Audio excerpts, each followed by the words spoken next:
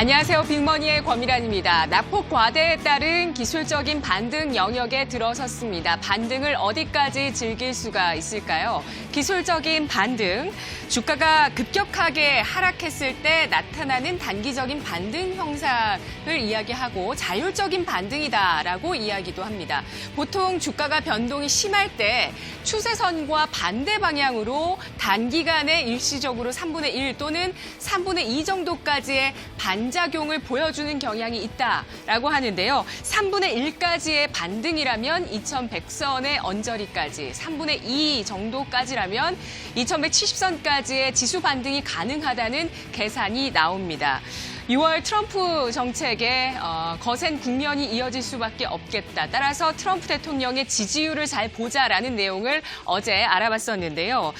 그리고 지금 일시적으로 기술적인 반등 구간에 접어들면서 이제 트레이딩 관점에 좀 더 적극성을 띠자라는 의견도 이제 시장에서 나오고 있습니다. 코스피 지수의 일봉 차트를 살펴보시면 최근 들어서의 저점 매수세 힘이 엿보이고 있는데요. 기관은 5월 들어서 내내 팔고 있다가 바로 5월 24일 구간부터 2050선 아래권역에서는 시장의 하락의 매수세로 그러한 매물들을 받아주는 움직임을 이어갔었고요. 그리고 어제 강한 양봉은 외국인의 저점 매수의 힘이었습니다. 수급의 내부를 좀 더 들여다볼게요. 5월 코스피 200의 숏 비율이 12%를 웃돌았습니다. 이것이 역사상 최고 수준이라고 하고요. 공매도는 4월 말부터 급격하게 늘어났었는데 코스피 4월 중순의 고점 대비해서 지난 주말까지의 지수의 하락폭 10%가 나타났습니다. 공매도 세력들은 굉장히 수익을 또 이 구간에 많이 받겠군요. 그런데 이제는 숏 비율이 역사상 최고 수준에 접어들었다는 것은 이미 시장에 숏이 너무 많다라는 의미가 될 수 있다는 분석이 나왔습니다. 악재보다는 작은 호재에 시장이 더 민감하게 반응할 수 있겠다. 신한금융투자의 의견이었는데요. 어제 숏이 너무 많다라는 분석에서 공매도가 과도해지면 악재도 주가가 더 이상 하락하지 않거나 긍정적인 뉴스 플로우로 시장의 분위기가 바뀌었을 때 공매도가 가장 많았던 종목들을 중심으로 해서 강한 반등이 나타날 수 있다라고 판단했습니다. 과거의 역사를 놓고 봤을 때 공매도 표준 편차가 플러스 2 수준을 웃돌았을 때는 25거래일, 그러니까 한 달 이후에 코스피 200 지수가 반등을 했었는데 그러한 확률이 88% 수준이었다고 합니다. 공매도 상위 30개 종목을 꼽고 있습니다. 어떤 종목에 공매도가 많이 쌓여 있을까요? 삼성전기, 신라젠, 넷마블, 두산인프라코어, 펄어비스, 셀트리온, HLB, 삼성바이오로직스, 포스코케미칼, 파라다이스, SFA 반도체, YG 엔터테인먼트 등의 종목들이 올라와 있는데요. 이 가운데서 현재 이 리스트 안에서 2차 전지주, 엔터주들, 그리고 한진그룹주, 바이오주의 종목들이 많이 눈에 띄고 있습니다. 작년부터 바이오 기업에 대한 신뢰성에 의문을 품을 수밖에 없는 악재가 지금까지 연속해서 이어졌고요. 바이오주 도대체 무슨 기준을 가지고 투자를 해야 할지 도통 모르겠다. 투자자들의 원성도 자자했습니다. 대기업인데도 정말 말도 안 되는 그러한 악재들이 계속해서 나왔었습니다. 5월 코롱생명과학의 골관절염 치료제 인보사가 식약처의 허가가 취소되는 사태가 일어났습니다. 이 약품은 2017년 식품의약품안전처로부터 허가를 받으면서 판매가 시작됐었고 실적의 거의 대부분을 차지했었습니다. 코롱생명과학의 그러한 판매 약품이었는데요. 그런데 최근에 이에게 형질 전환세포가 연골세포가 아니라 기존에 제출했었던 연골세포가 아니라 신장세포인 것으로 드러났습니다. 이 신장세포는 굉장히 증식력이 강하기 때문에 종양을 유발할 가능성이 높은 것으로 알려져 있는데요. 어제부터 검찰이 인보사 K주 사태에 대한 수사를 본격화하고 있습니다. 이 밖에 여러 가지 법적 분쟁까지 얽히고 설켜 있습니다.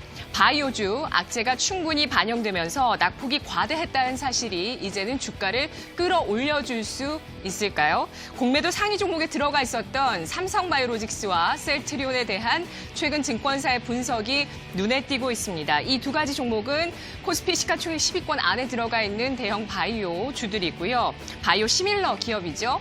지난 5월에 나란히 신저가를 경신하는 움직임 나타냈습니다. 셀트리온이 바로 지난 5월 27일에 17만 2천 원 선에서 52주 신저가를 기록했었고 삼성바이오로직스는 두 차례에 걸쳐서 저점을 두드렸습니다. 28만 1천 원 선이었습니다. 셀트리온은 지난달 31일에 유진투자증권의 한병화 연구원의 분석이 나왔습니다. 기대가 걱정보다 큰 시점이다라는 분석이었는데요.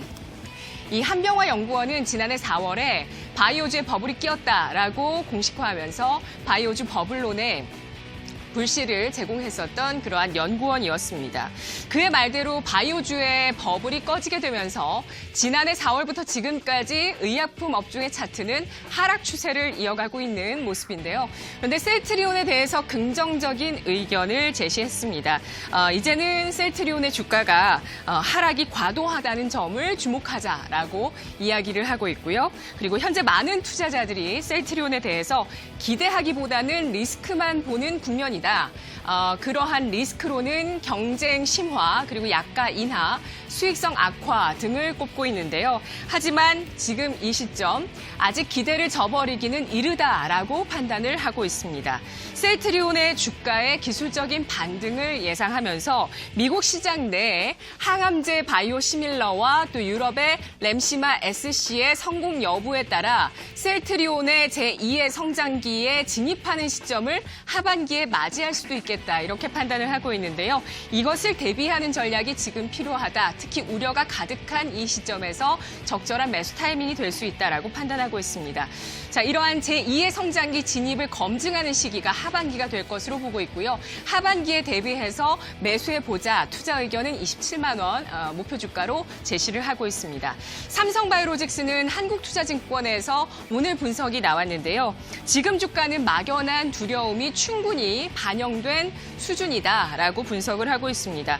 분식회계에 대한 검찰 조사가 장기화되고 있는 가운데 삼성바이오로직스에 법적으로 불리하게 작용할 수 있는 정황들이 속속 발견되고 있습니다. 일부 임직원들의 구속 그리고 또 사기 대출 혐의 같은 다양한 악재들이 불거지고 있는 현재 구간인데요. 오늘 밤 늦게 삼성바이오로직스가 분식회계 의혹 관련 증거 인멸을 지시한 혐의를 받고 있는 삼성전자 부사장 2명에 대해서 검찰이 구속 여부를 결정하게 됩니다. 하지만 만일에 분식회계로 판결이 나더라도 회사의 펀더멘털에 미치는 영향이 제한적일 것이다라고 분석을 하고 있는데요. 기업 이 삼성바이오로직스가 이미 지난해 말 추징금을 80억 원 납부했고 앞으로 있을 수 있는 처분은 과거의 재무제표 제작성이나 외부 감사인의 지정 그리고 최악으로 갔을 때 대표이사의 해임까지 나올 수도 있겠지만 영업에 직접적으로 미치는 영향력은 제한적일 것이라는 것에 주목을 하고 있습니다. 현재 주가는 상장 폐지의 공포가 극에 달했었던 지난해 11월 수준까지 떨어져 있는 모습이고요. 2분기에 적자가 이어지겠지만 하반기 턴어라운드 흑자로 전환할 수 있을 것이다라고 보고 있으면서 매수 타이밍으로 접근할 수 있는 국면이다라고 판단하고 있습니다. 목표 주가는 40만 원으로 설정을 했네요. 낙폭과대주와 지수의 기술적인 반등 그리고 숏 커버링이 한 달 동안 앞으로 이어질 수 있을 것인지 악재에는 둔감하고 호재에 민감한 장세가 이어질 수 있을 것인지 이제 6월 변동성이 나타나더라도 두려움과 걱정을 뒤로 한 채 적극적으로 기회를 포착하는 그러한 국면이다라는 시장의 이야기들이 나오고 있습니다. 자, 오늘 시장의 상황들을 살펴보도록 하죠. 김동원 아나운서입니다.